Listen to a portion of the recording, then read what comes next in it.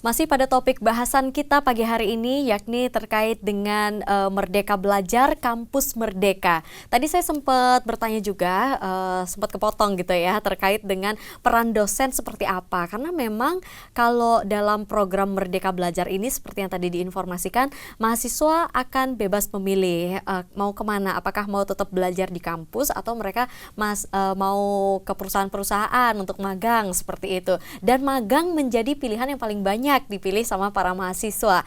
Nah, para dosennya gimana kalau kayak gitu? Apakah peran dosen masih penting dalam program Merdeka Belajar ini? Siapa yang mau jawab nih? Bu Widya. Jadi pasti ya dosen itu selalu ada ya di hati mahasiswa itu selalu ada. Jadi yang pertama kegiatan MBKM itu semuanya ada dosen pembimbingnya. Jadi dosen pembimbingnya dua sekalian. Jadi pembimbing internal dan pembimbing eksternal di tempatnya berkegiatan tadi. Itu namanya BKP, bentuk kegiatan pembelajaran yang 8 itu ya. Jadi kalau dia riset ada pembimbing risetnya. Kalau kemudian dia project mandiri ada pembimbing project mandiri bikin robot misalnya. Kalau dia magang juga di instansi, di institusi, di company yang dituju itu ada dosen pembimbing di sana. Nah, ini yang sering menjadi pertanyaan, siapa yang berhak gitu ya. Di undang-undang itu tidak diatur siapa yang berhak, tapi diatur oleh tempat instansinya sendiri, siapa yang diberikan kewenangan sesuai dengan kompetensinya. Jadi dosen itu sebagai pembimbing. Kemudian dosen itu menyiapkan materi perkuliahan agar bisa diakses oleh semua mahasiswa. Hanya saja kalau di beberapa perguruan tinggi termasuk di kami itu sudah bisa diakses secara digital karena sudah e-learning. Mereka nggak takut lagi kehilangan jejak mata kuliah, perkuliahan, bahan kuliah, mereka nggak takut ketinggalan. Kan tugasnya di situ. Kemudian sekarang ini dengan MBKM yang sangat perlu disadari adalah sebuah revolusi pembelajaran yang luar biasa. Dosen itu bukan lagi sumber pembelajaran utama. Jadi mahasiswa itu bisa belajar di manapun, dengan siapapun dan kapanpun. Ini juga mendobrak yang status quo tadi bahwa pembelajaran itu tidak lagi di kelas, ya, tapi tanggung jawab pendidikan ada di semua stakeholder masyarakat untuk mencerdaskan anak bangsa ini. Itu yang paling menjadi titik poin daripada MBKM adalah itu. Ya. Dan kalau ujian seperti apa, Bu? Apakah mereka akan ujian di perusahaan, lalu ujian juga di kampus, atau seperti apa? Ya, jadi mereka kalau sudah magang itu mengikuti tata cara yang ada di organisasi itu, mengikuti pola kerja, mengikuti pola kalau memang harus lembur mereka bisa jadi lembur. Nah, jadi tidak ada lagi kewajiban untuk datang ke kampus, tetapi ujiannya dilaksanakan di sana dengan metode yang kita serahkan kepada tempatnya magang. Tapi tentu dengan rule koridor yang jelas. Makanya sekali lagi institusi yang kita ajak berpartner itu benar-benar harus bertanggung jawab. Jadi sudah kita benar-benar sepaham karena mereka nanti mendidik juga gitu kan.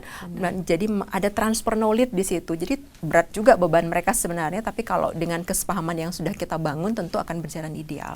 Nah, itu juga yang perlu kita garis bawahi, Bu dan juga Prof ya. Karena saya juga banyak dengar cerita-cerita dari mahasiswa, terutama karena zaman saya waktu itu masih PKL ya, belum ikutan program Merdeka Belajar. Ini itu adalah ketika mereka masuk ke dunia PKL itu, masuk ke dunia industri, itu katanya kalau masuk ke dunia kerja itu mereka malah disuruh fotokopi atau disuruh buang ini, buang itu. Nah, transfer knowledge-nya tuh di mana gitu. Nah, dari Profnya sendiri mungkin bisa jelasin. Ya, saya kira itu adalah bagian ya dari proses PKL dan KKN, dan barangkali dari tingkat institusi atau perusahaan mekanismenya cara mendidik mereka, tetapi kami akan menjelaskan lebih jauh bahwa mahasiswa kami tidak hanya sekedar pekerjaan itu. Dengan Merdeka Belajar, rentang waktu yang 6 bulan tentu berbeda dong.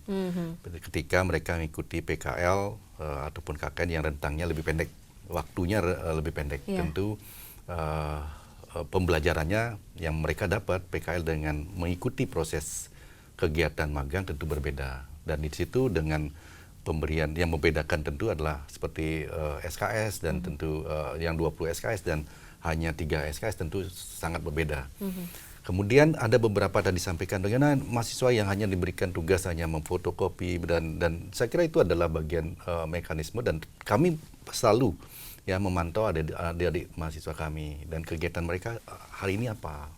Nah, itu tugas dari seorang pembimbing, mesti menyampaikan agar mahasiswa kami juga bisa dinilai dari kegiatan-kegiatan mereka sesuai dengan bidang ilmu yang diakui ya atau disetarakan 20 SKS itu. Misalnya tadi sampaikan ya manajemen pemasaran begitu. Mereka apa yang dilakukan di perusahaan itu?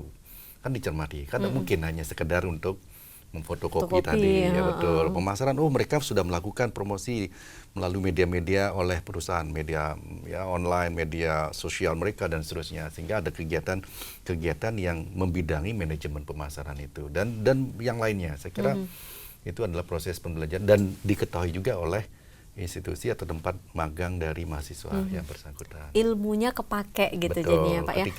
Ketika mereka belum paham, kami pun menyediakan modul, ambil saja di cloud-nya lalu mereka pelajari dengan membaca sendiri dan ternyata pemahaman seperti ini.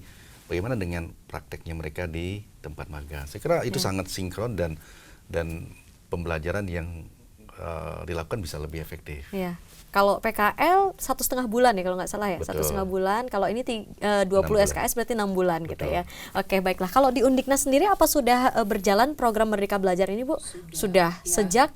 Sejak 2020. 2020. Kami sudah mau wisuda MBKM angkatan pertama itu Februari tahun 2022 kemarin. Itu sudah wisuda mereka yang pertama.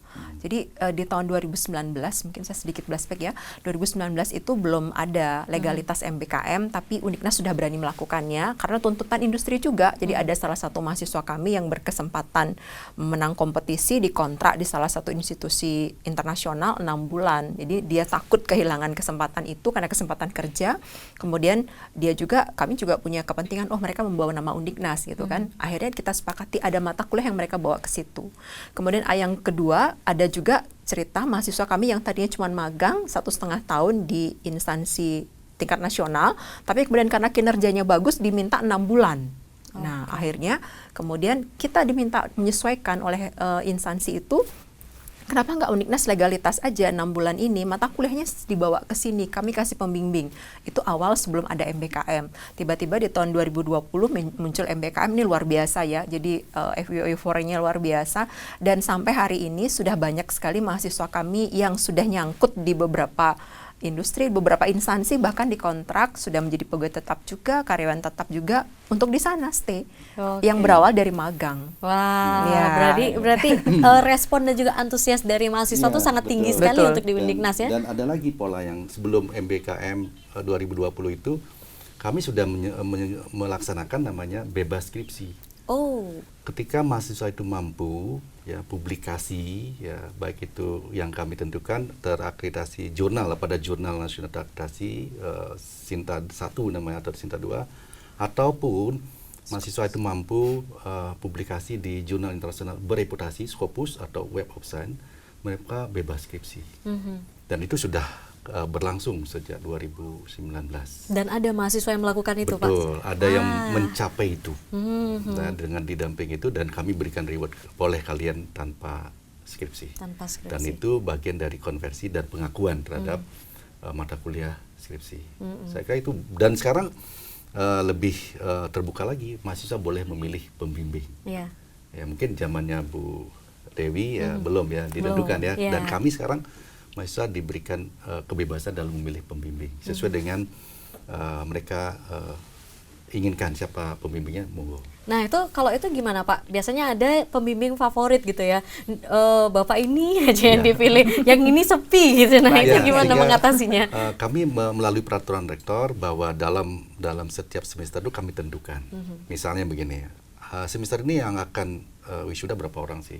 Lalu kami tentukan, kami jumlah dosen berapa, lalu kami batasi. Dan mungkin dong 100 orang dosen bisa membimbing sampai 50 orang. Iya. Nggak mungkin. Iya, Itu stres juga ya. logikanya pun nggak masuk. Sehingga yang kami lakukan dengan mengatur hal itu bahwa misalnya dosen itu untuk semester ini boleh membimbing maksimum 10 orang misalnya. Sehingga mahasiswa berlomba-lomba cepet-cepetan. By system ini tidak kita atur. By system mereka meminta agar dosen itu mengklik siap untuk dibimbing. Jika itu dilakukan, selesai. 10 klik tutup. Tidak ada lagi yang boleh masuk situ. Sistem yang mengatur hal demikian, sehingga kami dengan sistem akademik yang integratif, saya kira kebebasan mahasiswa untuk memilih pembimbing dan ujian pun seperti itu. Baiklah. Kalau dari program Merdeka Belajar ini, Prof, dan juga skripsi tanpa skripsi tadi itu ya, Bagaimana hasilnya atau mahasiswanya yang Prof lihat sekarang ini? Apakah lebih percaya diri atau relasinya lebih banyak sekarang ini sehingga bisa membantu adik-adiknya yang lain gitu? Ya, dan fenomena yang terjadi tentu justru memberikan semacam cemeti buat adik-adik mahasiswa, ya, adik-adik kelasnya itu bisa lulus loh tanpa skripsi. Mereka mengikuti jejak-jejak itu. Dan tantangan, ada suatu kebanggaan ya kalau adik-adik mahasiswa itu bisa di-announce pada saat momen wisuda bahwa yang bersangkutan tanpa skripsi dan mampu artikelnya publish di jurnal internasional bereputasi. Suatu kebanggaan, dan orang tua tentu sangat bangga dengan prestasi anak-anak mereka. Saya kira demikian. Iya, dan ini bisa mengundang prestasi lainnya Betul. dari adik-adik lainnya, seperti itu ya. Sangat luar biasa sekali untuk pagi hari ini perbincangan kita ya terkait dengan program baru Merdeka Belajar ini yang sudah dilaksanakan dari tahun 2020 rupanya oleh Undiknas, Universitas Pendidikan Nasional. Sebentar lagi saya akan juga bertanya-tanya kepada Prof dan juga Bu Widi ya di segmen terakhir kita, yakni itu adalah ukuran kesuksesan dari mahasiswa itu yang sudah melakukan program Merdeka Belajar ini. Tapi sebentar lagi, jangan kemana-mana, tetap di Sapa Bali Pagi.